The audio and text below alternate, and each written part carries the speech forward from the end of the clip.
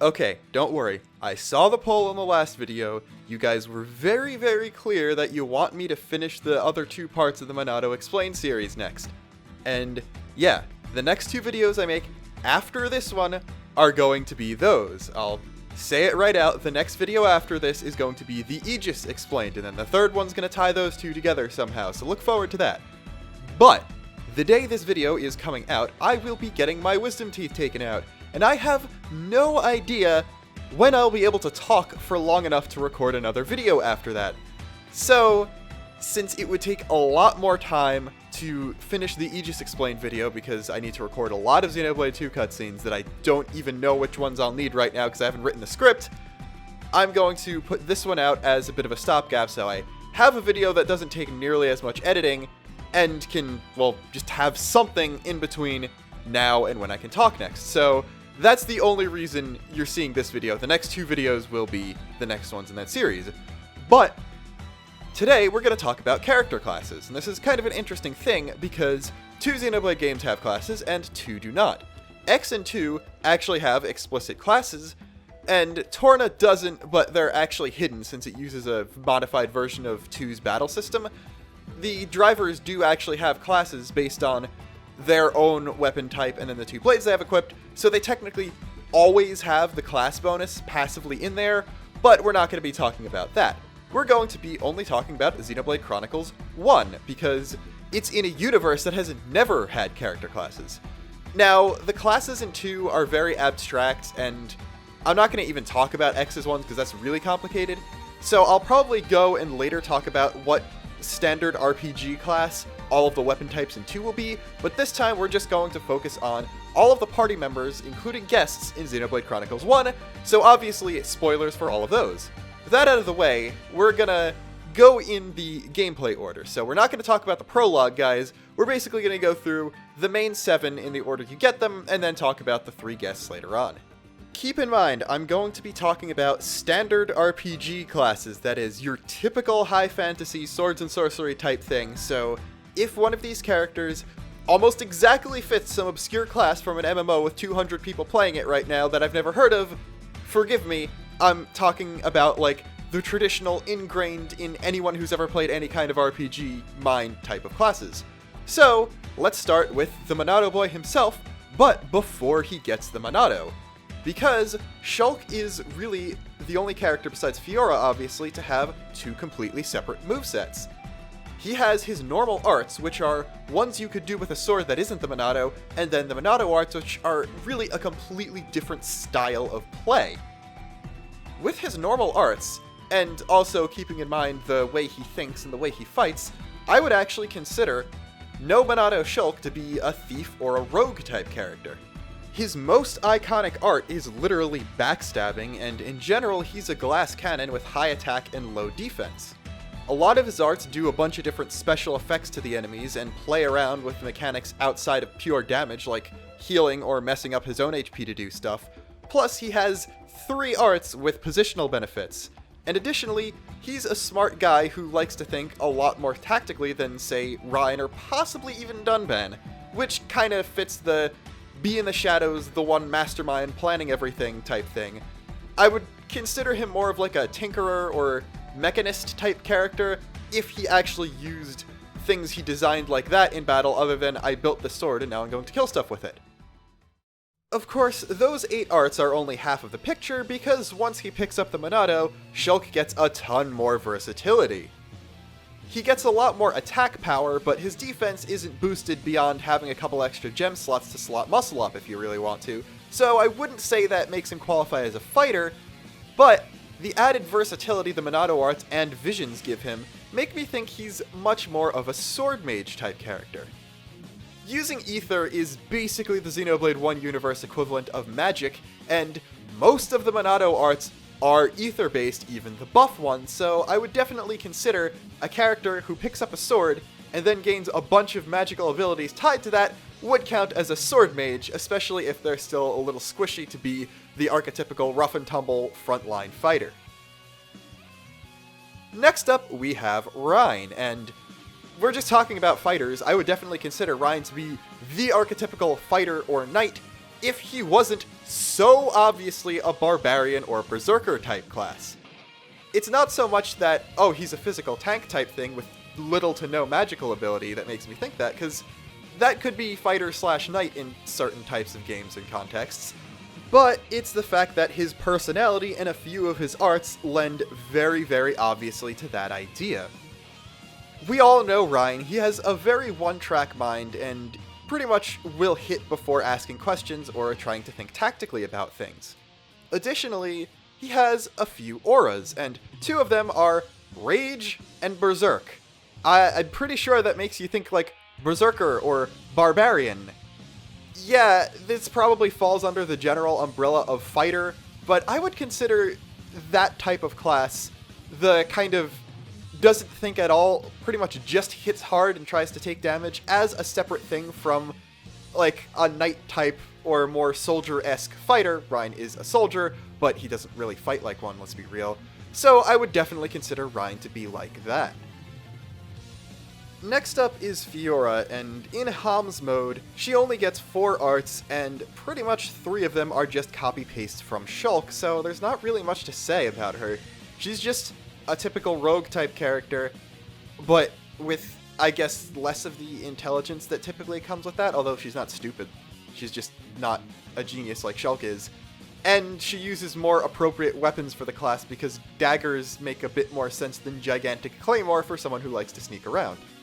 We'll get back to Mechon Fiora later on because we're just going in chronological order, and next up is Sharla, who, yeah, there's not really much to say. Sharla is the white mage, the cleric, whatever your generic healer class is, that is Sharla. She's designed to do literally one thing. She does it better than anyone else, but in most circumstances, you could kill the enemy before healing, so in this game she isn't really that useful. She only gets a few arts that aren't healing, buffing, or curing in some way, and like the typical Final Fantasy white mage, she actually gets different levels of healing, healing for the entire party, the same thing for debuffs, and then a few other things that are a lot more situational in use, like Heat Bullet. There's not really a one-to-one equivalent in anything for her heat sink stuff, but beyond that, she's just a white mage with a gun. Gun mage is a type of class archetype, but I feel that's more of an offensive thing. She's just a white mage with a gun, there's not really much else to say.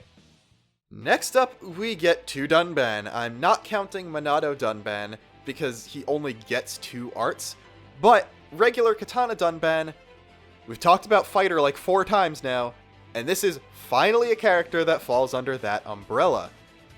He's mainly physical, though not exclusively so. He's a frontline fighter who likes being the one with the enemy's attention. He can take a hit by virtue of not being hit half the time when that happens, and just in general, he ticks a lot of those boxes. Offensively good, can stay around for a while, has some support but doesn't make it a focus, and yeah, that's pretty much it for him. I would definitely say, if I had to give a fighter subclass type thing to him, it would be hero, because he literally is a hero, even if he doesn't tend to fight in that way, because most hero-named fighter subclasses, if this makes any sense to you, are basically high physical attack, high physical defense type fighters, and Dunban is more of a not getting hit kind of guy. So he doesn't fight like one, but he definitely is one, if that makes sense. You could also throw in some sort of, if there's like a general or tactician type fighter, yeah, like Tactician's a class in Fire Emblem Awakening, but he's definitely not that. Someone who's good at controlling the battlefield or issuing commands to others. As a thematic type thing, he's definitely not that in gameplay. He can't really affect other people besides stealing their aggro. But in terms of the person he is, as a hero and as a leader, that definitely does make some sort of thematic sense. Next up is Melia, who's very obviously the dedicated mage of the party. She has like 2 physical arts that are only good when put together, because they have a bonus effect when you do that. But beyond that, everything she has is ether-based or revolving around her summons, which, if you can see where I'm getting with this, Melia is definitely a summoner. Now, she's not the Final Fantasy summoner that you're probably thinking about, where you actually call a legendary creature to do something. She kind of creates her own things. I don't think the elementals are really alive. They're basically small, condensed versions of the nebulas that hang around her, so she's probably controlling them, but she's able to summon these arbitrary elemental force things that are directly tied to nature, so she might be some sort of like natural mage type thing. Druid, I guess, would be the obvious thing. Probably not ranger. But she's definitely not just a black mage, because black mage is just you point at them and the lightning bolt comes out. Melia is a lot more nuanced in the way she fights, although obviously she shares the magic dedicated class thing of not being able to take a hit and probably never should be in the front lines, which makes no sense that she has a really good melee combo, but we're not going to talk about how Melia kind of doesn't make sense and is hard to play, which explains why her AI is bad. Riki is next. Let's talk about Riki. Originally, I was going to just say Riki is some sort of combination of fighter and thief because he's a bit of an all-rounder and his talent art is stealing things. But, just coincidentally, while I was thinking about this video in the back of my mind, I was planning on making it at some point in early 2019 and just pushed it up because of the Wisdom Tooth thing. I got slightly interested in Dungeons & Dragons, and then I realized, wait, Riki is literally a 5th edition bard. He's a support-based magic user who's also just kind of generally good at literally everything else in the game. Add that the fact that he has Happy Happy, which is pretty much just bardic inspiration, and that, yeah, he can heal, he can debuff, he can buff, he has a bunch of different wacky melee attacks that only he can do, and he is a jack of all trades that can fill pretty much whatever role you want him to. He can't tank too well besides just having a ridiculous amount of HP, but yeah, that makes sense to me. Also, he is kind of the comic relief character, even more so than Ryan, which fits the whole bard liking to keep people entertained thing. Again, Happy Happy's name in general is him making people happy to do stuff. And yeah, Riki is surprisingly easy. Take that one out of context, please don't actually. And with that, we've looped back around to Fiora, but this time in her Mechon body. She's pretty interesting here because she actually has a very varied set of abilities at her disposal. She has a lot of physical arts and is capable of using them in quick succession to dish out a flurry of heavy DPS. She's better melee-wise DPS. She has a bit of ether stuff too, but for the most part those are more debuffing stuff. She has an aura that heals her, she has an aura that helps her defense, and the way her equipment works also allows her to kind of fill a few different roles. She's not that great a healer for other people, but she can keep herself healed pretty well.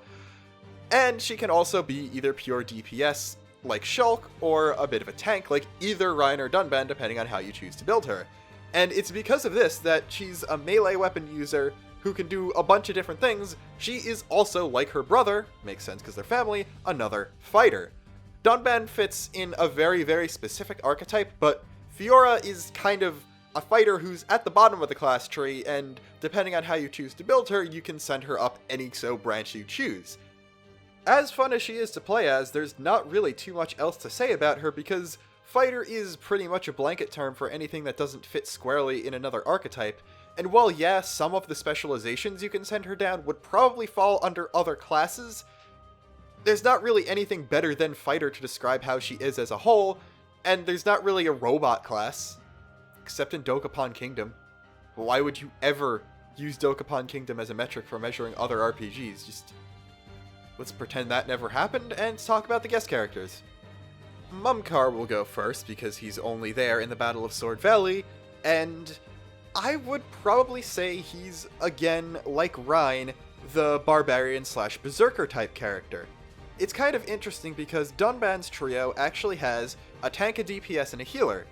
But while Dunban is definitely considered a tank in the context of the party as a whole, Mumkar is actually kind of more the tank during that fight.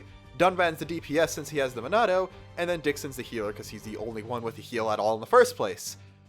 Mumkar has access to an art that draws aggro from enemies in the general area, as well as a 3-hit combo type attack, and because Dunban can only use the 2 Minato arts and not Binding Blossom, he actually doesn't have any aggro control abilities, so it does kind of make sense that with the Minato, Dunban is gimped. He probably can actually use his other arts, he just don't because that's a tutorial. And Mumkar serves the purpose of being the tank. He can take a hit pretty well, and while this might just be a gameplay thing, he's able to fend off attacks from the entire party outside of his Mechon, while Fiora probably couldn't do that, so he is pretty hardy after being upgraded, so he probably was before then too. Next up is Dixon, who's only going second because he also joins you that one fight outside the Ether Mine, and while Charla is explicitly a healer, I don't really know about Dixon, because he has two arts. They're both cloned from Charla, except his version of Thunderbolt only hits once. So I have no idea that if he was made playable for a longer period of time and given more arts, if he'd be more like Charla, or if he'd be more of the typical balanced gun mage whose specialty is using magic type attacks at range. So Dixon is a question mark class. I got nothing for him. And lastly, we have Alvis, who joins you for the one fight when you learn Minato Purge, and because he's a Minato wielder, also uses some of Shulk's animations, I think, as well as fighting with a giant claymore that is a carbon copy of Shulk from the beginning of the game. Unlike him, however, his two arts he gets are just pure damage-dealing attacks, so he's got the unbeatable gem, so it's not really possible to tell what type of damage-taking person he is, but I'd just say he's fighter, because all his abilities are just damage. That's it. So, yeah. Kind of an anticlimactic place to end on, but that's all I've got for character classes for Xenoblade 1 party members. I might go into NPCs later down the road, but next off in this series, I think I would like to do the Xenoblade 2 weapon types.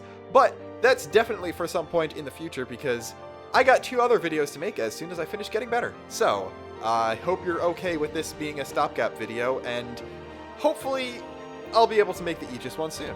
So, until next time, this is Luxin, signing off.